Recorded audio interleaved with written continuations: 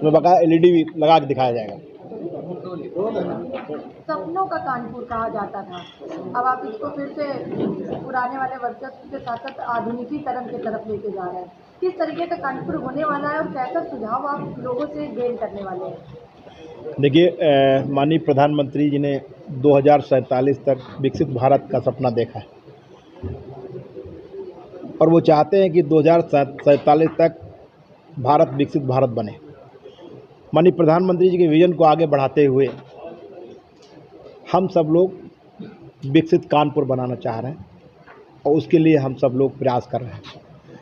आज उसी प्रयास के तहत हम सब लोगों ने भविष्य का कानपुर कैसा हो, इसके लिए आज हम सब लोग यहाँ एकत्रित हुए हैं। क्यों मैं ये चाहता हूँ कि भविष्य के कानपुर में हमारे कानपुर की जनमानस की भागीदारी होनी चाहिए, उसके सुझाव होने चाहिए कि कानपुर के लोग भविष्य का कानपुर कैसा चाहते हैं। आप सब लोगों को पता है कानपुर का बहुत ही गौरवशाली और वैभवशाली इतिहास रहा है। कानपुर कभी देश के 5 बड़े शहरों में शामिल था। कानपुर को मैनचेस्टर ऑफ ईस्ट कहा जाता था। अंग्रेज़ों के ज़माने में भी कानपुर का अपना एक बहुत बड़ा इतिहास है, स्वर्णिम इतिहास जिसको हम कह सकते हैं, वो रहा है कानपुर का। लेकिन आज छोटे छोटे शहर भारत के मानचित्र में विकसित शहरों की श्रेणी में आ गए, लेकिन कानपुर ने वो नहीं पाया जिसका वो हकदार था। हालांकि जब से डबल इंजन की सरकार बनी है, 2014 में माननीय नरेंद्र मोदी जी देश के प्रधानमंत्री बने, उसके बाद माननीय योगी आदित्यनाथ जी उत्तर प्रदेश के मुख्यमंत्री बने, तब से कानपुर के विकास के पहिए की गति आगे बढ़ी है। उसी गति को हमको आगे बढ़ाना है और मैंने चुनाव में भी वादा किया था कि मैं माननीय प्रधानमंत्री के विजन को आगे बढ़ाते हुए कानपुर को विकसित कानपुर बनाऊंगा। लेकिन मैंने ये कहा था कि कानपुर वासियों के अनुसार होना चाहिए, ना कि और किसी के अनुसार। इसीलिए कानपुर में विकास प्राधिकरण ने, हमारे और नगर निगम ने, विभाग ने, इन लोगों ने एक संयुक्त कानपुर के डेवलपमेंट का एक प्लान, विकास का एक प्लान बनाया था, जिसमें मैंने सभी अधिकारियों को विकसित कानपुर के बारे में एक मीटिंग करने के लिए बुलाया था और मैंने उसमें एक मीटिंग ली थी। और मीटिंग में जो एजेंसी हायर की थी उसने अच्छे प्रस्ताव बनाए थे, विकास का एक अच्छा मॉडल बनाया था। लेकिन मुझे लगता था कि वो विकास का मॉडल अभी अधूरा है। 60% तक ठीक था, लेकिन उसमें और 40% ऐड करने की ज़रूरत थी, क्योंकि उसमें आम जनता की पूरी भागीदारी नहीं थी। उन्होंने कहा कि हमने 10,000 लोगों से राय ली, लेकिन मुझे ऐसा लगा कि 10 नहीं और लाखों लोग, जितने भी लोग उसमें अपने राय शुमारी कर सकें, सब बताएंगे कि वो कानपुर कैसा चाहते हैं। क्योंकि हर कानपुर वासी चाहता है कि कानपुर विकसित कानपुर।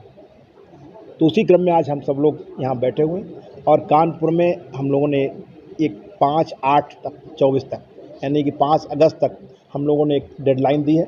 एक हर कानपुर का वासी, हमारे पत्रकार साथी हों, डॉक्टर हों, इंजीनियर हों, हमारा एक आम छोटा सा व्यक्ति हो, वो सब लोग राय दें कि वो कानपुर कैसा चाहते हैं। चाहे मेडिकल का क्षेत्र हो, चाहे शिक्षा का क्षेत्र हो, चाहे हमारे रोड्स हों, फ्लाईओवर हों, हमारा स्पोर्ट्स हो।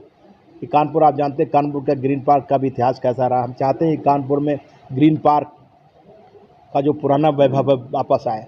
अभी एक मैच आने वाला है, सितंबर में हो रहा है।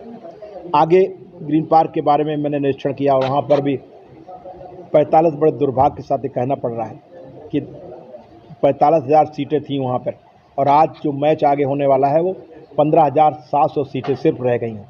इसके लिए माननीय मुख्यमंत्री से मैंने अनुरोध किया। मैं पिछले वीक जब माननीय मुख्यमंत्री से मिला था तो मैंने कहा, मुख्यमंत्री जी, हम चाहते हैं कम से कम 35,000 से ज़्यादा सीटें फिर हों।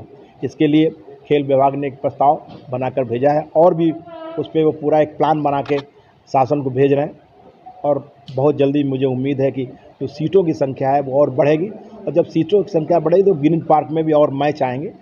ऐसा भी एक प्रयास किया जा रहा है। तो एक कंपाइल, एक पूरा विकास का मॉडल एक हम लोग आज तैयार करने के लिए यहाँ बैठे हुए हैं, जिसमें एक डेडलाइन दी गई है। आप सब लोगों से भी मेरा अनुरोध है कि आप सब लोग उसमें पूरी तरीके से भागीदारी करें और भविष्य का कानपुर कैसा हो।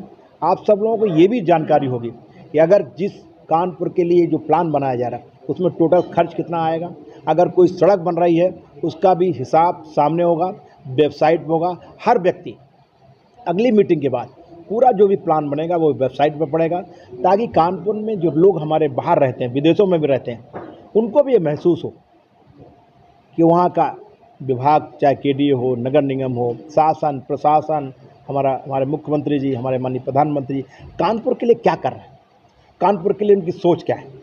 और वो जब अपनी वेबसाइट खोलें तो उन्हें लगे कि 5 साल का कानपुर ऐसा होगा और 15 साल बाद कानपुर ऐसा होगा और 2047 तक कानपुर ऐसा दिखेगा, और उनको इस बात का गर्व महसूस हो।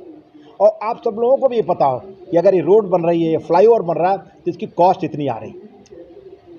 हर चीज़ में पारदर्शिता होनी चाहिए और हम लोग उसका प्रयास कर रहे हैं, और वो आपको आगे दिखेगा भी।